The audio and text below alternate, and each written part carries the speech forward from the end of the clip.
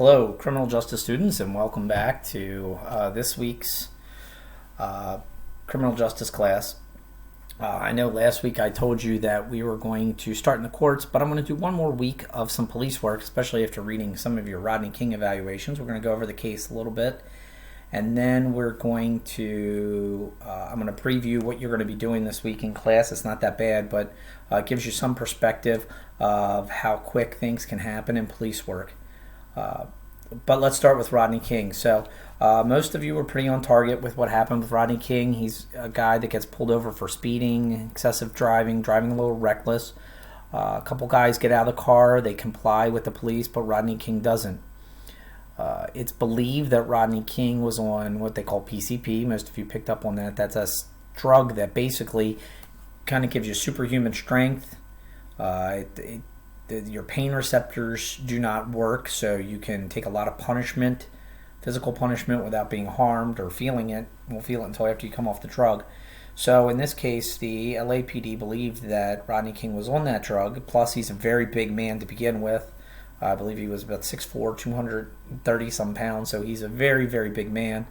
That adds to the intimidation that the police were under. Not to justify anything that the police did, but understand that the opponent they're up against, they have to evaluate the situation. So with that said, Rodney King is, a word we're going to talk about today is called compliance. Rodney King is not going to comply with the police. The other two men in the car did, and obviously no harm came to them. But Rodney King is not going to comply with the police. Something else that's kind of strange and unusual about this, and why they believed he was on PCP. The LAPD was one of the very first police departments to have tasers. And if you've ever seen a taser work, generally, if you get tased, the electricity goes through your body, and if we'd be in class, I'd show you what a taser barb looks like. But it's actually like a little fish hook. It sits into your body and sends the voltage through your body, and basically your body decides, I'm not going to work anymore. In this case, Rodney King will go not through one, but actually two tasers, which is kind of unheard of. So for the police officers, it's kind of like a monster movie kind of thing. The guy just keeps coming back. So again, not to justify the beating that they gave, they are way out of line, but understand the position that they're in, that Rodney King is acting, a little bit more than mortal at this point. So the other thing that, now many of you got it wrong, and part of it was my fault, I take the blame for that, but understand, when you're going to handcuff a suspect, one of the most important things is that the suspect isn't moving. That's why compliance, and you're going to hear that, and you're going to hear it in the homework video this week, that's why compliance is so important. You have to listen to what the police officer is telling you, not only for your own safety, but for their safety as well. And in this case, Rodney King was not complying. Especially when going against a superior opponent, they're going to use a tactic that doesn't look good on television or for the video camera, but it's called dogpiling. It's very safe, but basically when you're going against a superior opponent, an officer takes each arm, each leg, and then one officer will bring them together. It's a police tactic. Sometimes they'll even turn the head sideways. If you can kind of control the head, they'll step on the head or push the head down to control the head. That's actually so that the suspect doesn't bang their head and bang their chin and hurt themselves in the process. So it doesn't look good for television, but it's one of the safest tactics used by police. But you must either have compliance or the suspect cannot be moving. Now, a bunch of you said only a couple seconds in, do you think you could actually handcuff him? But that's a little tough. That's against officer training here. Now remember, we talked about that use of force matrix. That does not exist at this point, so the police are kind of just doing their own thing. And in this case, the wrong thing. So let's take a look at the video that many of you watched, and I'm going to point out a couple of things as we go on the video so that you can see what's going on. Now here's early on, obviously, we're seeing Rodney King down. So some of you said as early as this part. Again, see that he's still moving here. Now notice the one officer here is actually trying to stop his fellow officers from hitting him, And that is the right thing to do. He's down. What they want to do is get him to comply or listen or not move. Now, if he is on drugs, as they suspected, then he may not be as responsive as he should be. It's also very loud as you listen to the helicopters flying in the air. It's very loud. It's very difficult to hear either the officers or Rodney King. But again, they are shouting enough to tell him to stay down. He continues to move. Now, again, is this justification for this beating? Absolutely not. But it does give you an understanding of what the importance of the word compliance means. So let's continue to go. And notice now he's down again. Now, at one point, I don't know if we saw it yet. It's actually early on. You can actually see the first taser barb right there. This officer has shot him with a taser barb. So this is the first, and he's still moving. So for the LAPD, this is, we haven't seen anything like that before. Guys don't move. Usually you go down and that's it. In this case, he continues to move about. You might be able to see the cord. Now, you saw it earlier. I don't know if you can see it right there. Now, they continue to strike him, which is, he's not moving very well, but he continues to move. Again, the whole point is to get him down on his belly so that they can hit him. Now, a lot of students, typically this is the first time most students will stop it right here.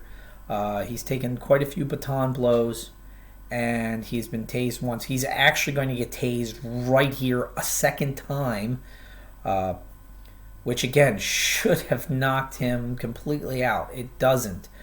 He still continues to move after that, which is unbelievable. And again, the police are reacting to that, but at this point, using their nightsticks is not something that's probably conducive to a good arrest. While he's not listening, he's not harmful either. So they could be sitting there and continuing to tell him to stay down. I think this is where it gets where it gets way too abusive, starting here. Now this will continue for about another 30 seconds, which 30 seconds doesn't sound like a lot unless you're getting hit by multiple batons in all parts of your body. And as you can see from the injuries, it's quite extensive, the damage that they put on Rodney King. So again, if you look closely, you're going to see the second taser barb. It comes out there. He's got the taser barb. This officer right here shoots the second taser barb. He had just pulled it out. And so now he has been tased twice. You see him moving his hand back. That's him controlling that taser there. And notice now he's moving significantly less after the second time. Still moving, but significantly less. With that said, now see where the head is. Most people took that as a kick to the head.